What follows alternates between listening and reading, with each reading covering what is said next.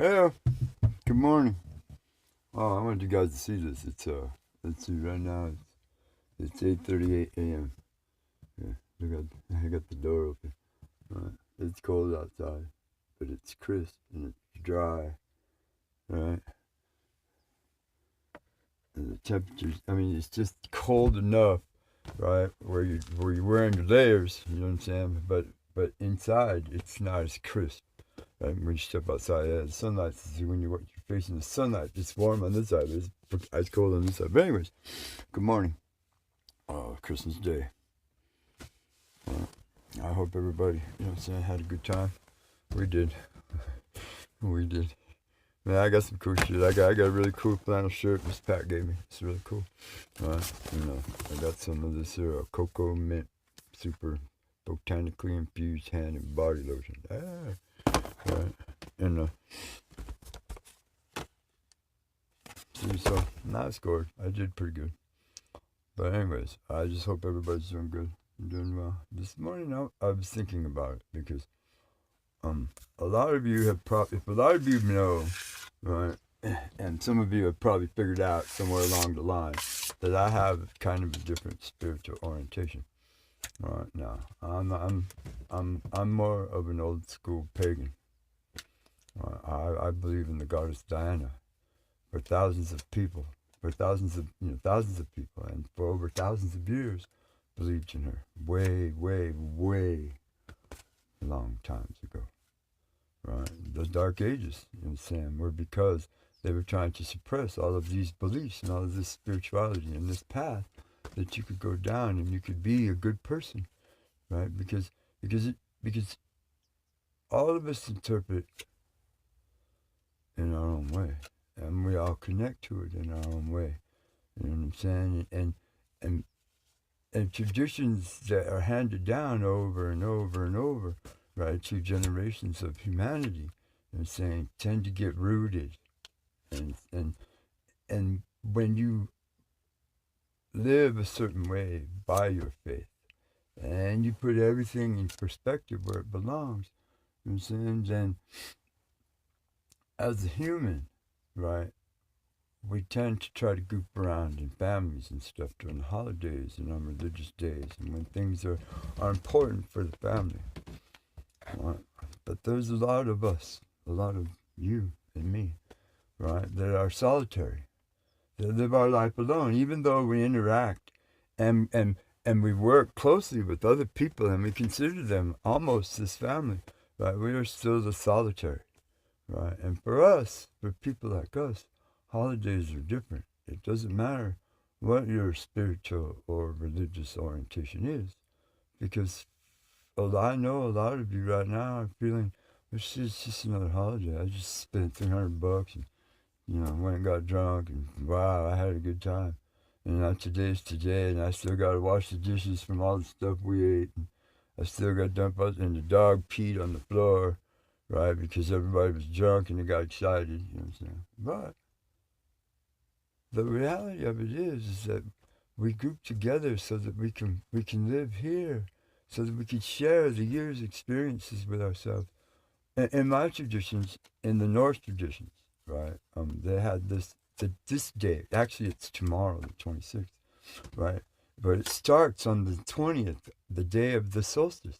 The Druid would come, and and the whole village would come, and the Druid would pray, and they would go cut the mistletoe. They'd have the acolyte, the Druid. The whole village would wander out into the woods, right? And the Druid would walk around until he found the perfect oak tree that had mistletoe grown in it. Because mistletoe is a vine.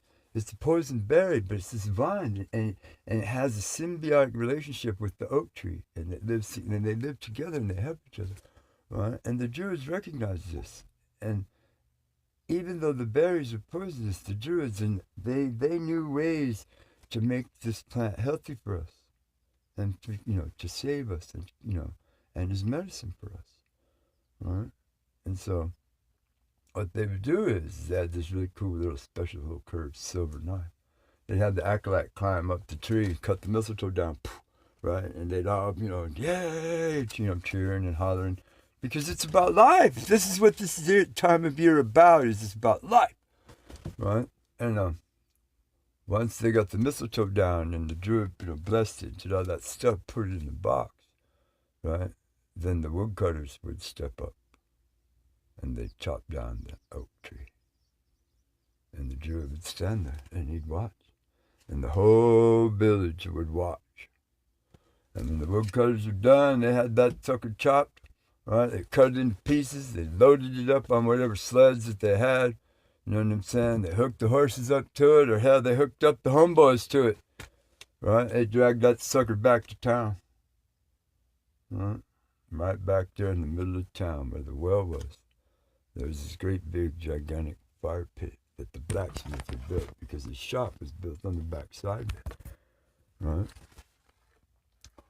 And they'd all march back into town, the druid leading the way, everybody celebrating the acolyte because he'd got the mistletoe and it was his first one and he was moving and the boy was learning and he was doing good.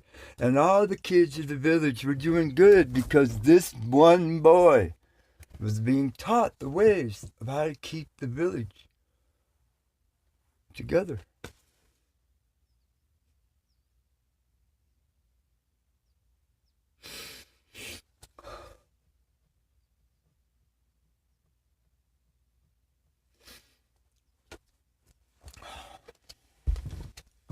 And once they got the big log back to town, right, they'd pull the sled right up in front of the fire pit, right, and they'd all heave the big, the base part of the log.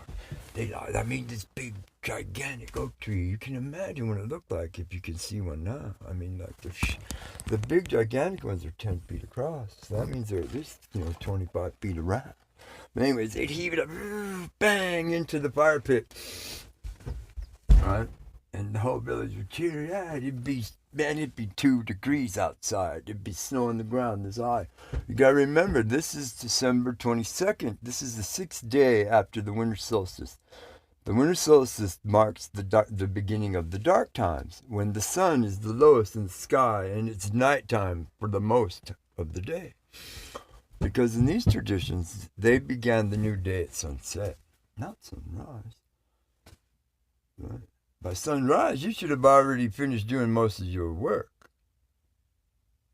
The important stuff. But anyways, to get back to the story.